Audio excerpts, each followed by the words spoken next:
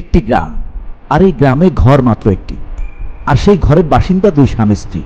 এছাড়া গোটা গ্রামে আর কোনো মানুষের অস্তিত্বই নেই। যে দেশে প্রতি বর্গ কিলোমিটারে জনসংখ্যার ঘনত্ব 1171 জন, সেখানে একটি গ্রামে মাত্র দুজন মানুষ থাকার এই ঘটনা অবিশ্বাস্য মনে হলেও সত্য।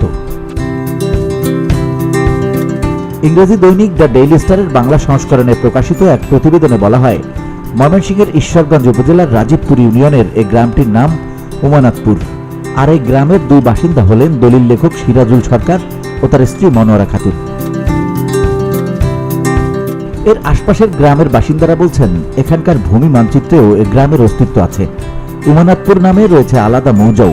ঈশ্বরগঞ্জ উপজেলা সদর থেকে প্রায় 15 কিলোমিটার দূরে গ্রামটির অবস্থান। উমানাথপুর গ্রামের একমাত্র বাড়িটি 25 শতক জমির উপর। রয়েছে দুটি বসতঘর, একটি গোয়ালঘর ও পুকুর। এই বাড়ি ও এর আশপাশ ঘিরেই গ্রামটি। গ্রামের পশ্চিমে ব্রহ্মপুত্র নদ। আশপাশের গ্রামগুলো হল রামগোবিন্দপুর, হরিপুর, উদয়রামপুর, রাধাবল্লভপুর, সাহেবনগর, চন্দ্রনগর, ব্রাহ্মণগাতি, চড়াকোনা ও রামকৃষ্ণপুর। উমানাথপুরের একটি মাত্র বাড়ির কর্তা সিরাজুল সরকার জানান, 3.5 বছর আগে তার ছেলে শরীফুল আলমের মৃত্যু হয়।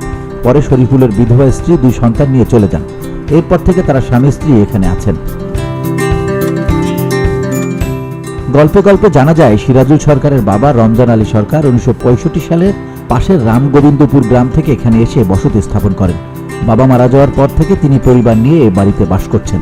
তার আরেক ভাই কাছাকাছি হরিপুর গ্রামে থাকেন। সিরাজুল সরকারের বাবা স্থানীয় রাজীবপুর ইউনিয়ন পরিষদের 5 বারের নির্বাচিত ওয়ার্ড মেম্বার ছিলেন। সিরাজুল নিজেও এই ইউনিয়ন থেকে 2 বার ওয়ার্ড মেম্বার নির্বাচিত হয়েছিলেন বলে জানান বর্তমান ইউপি চেয়ারম্যান মোহাম্মদ আব্দুল আলী ফকির। সিরাজুল সরকারের অভিযোগ, একটি মহল তাকে এখান থেকে উচ্ছেদের পায়তারা করছে। এ কারণে 1.5 বছর আগে তিনি ঈশ্বরগঞ্জ থানায় একটি সাধারণ ডায়েরি করেছেন। এখনো হুমকি পাচ্ছেন। রামগোবিন্দপুর গ্রামের বাসিন্দা নুরুল হক পারভেজ বলেন, বাল্যকাল থেকেই আমরা এই উমানাথপুর গ্রামের অস্তিত্ব দেখে আসছি। এই গ্রামের একমাত্র বাড়িটিতে যাতায়াতের রাস্তাটি প্রশস্ত করে দিলে বাড়ির লোকজনের চলাচলে অনেক সুবিধা হতো। বিষয়টি নিয়ে ঈশ্বরগঞ্জ উপজেলা নির্বাহী কর্মকর্তা শারমিন সত্তার বলেন, উমানাথপুর গ্রামটি পরিদর্শন করে সার্বিক বিষয়ে প্রয়োজনীয় ব্যবস্থা নেবেন তিনি। ভিডি বাংলা নিউজ ডেস্ক।